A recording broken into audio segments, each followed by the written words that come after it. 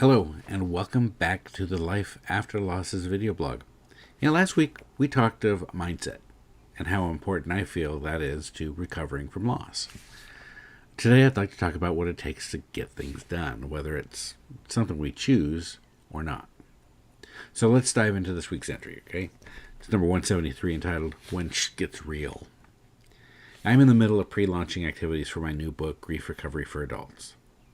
And after spending several months writing, editing, rewriting, grammar checking, formatting it, etc., I feel it's finally ready for release.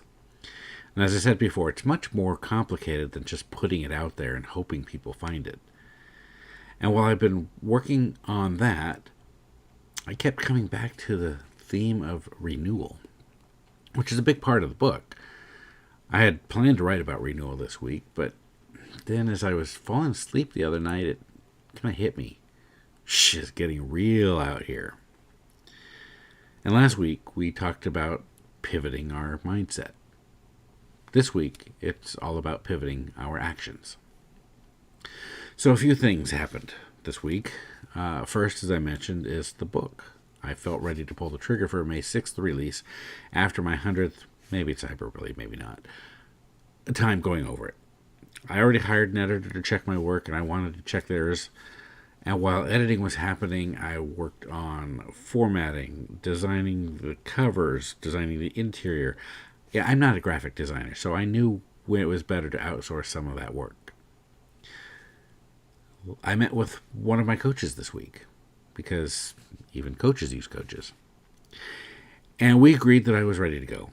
It's getting real. And I won't bore you with the minutiae involved, but I had to pivot hard from my comfy path into an action path. I've been waking up 90 minutes earlier than usual and working later into the evening. It's temporary, I know. And I'm also doing what I can to prevent burnout, which we've talked about before, during the next few weeks. So I also need to avoid burnout because I learned we'll be starting to shoot my second feature role in July. Now, my character isn't a nice guy, and I need to be able to realistically show some fighting skills. Now is getting real, and I need to train.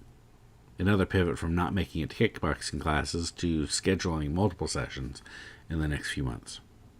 And another pivot on dialing in my diet and meal planning versus what I've been doing.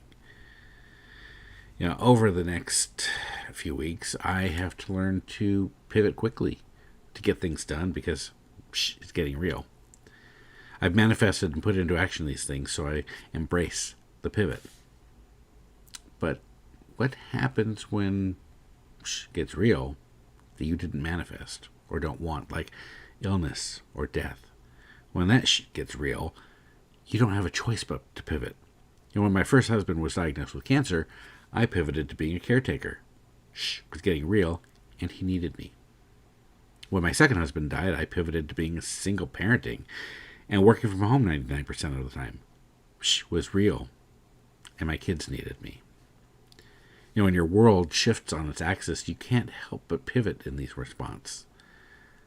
That's when you might start feeling negative emotions like anger and resentment. Oh, and I've expressed a lot of anger over the years, having to be the single parent of preteens, then teens, and now young adults.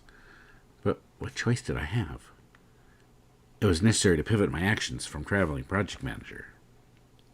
And in hindsight, and with a shift in mindset, which we talked about last week, I'm glad I got to see my kids grow up, having missed a lot of the earlier years. Oh, and it was and is frustrating as all get out, but I got to see it. Here's the thing about pivoting and what seems to be a theme of mine for over the last month or so. To get what you want and live happier, you have to learn to embrace the pivot. I'm not looking forward to the next few weeks of working extra hard on the next book release, but I know what comes out of the other side. I'm not looking forward to killing myself in a gym, but I see what comes out from the other side as well. I wasn't looking forward to being a caretaker, but I learned to be more compassionate. And I definitely never expected to be a single parent. But I have some pretty great kids. When it gets real, you pivot and you do what it takes. And when you marry the actions and the mindset, it gets easier. The trick is to align the mindset to your new actions. And if you haven't read or watched last week's entry, you might want to do so. Until next time.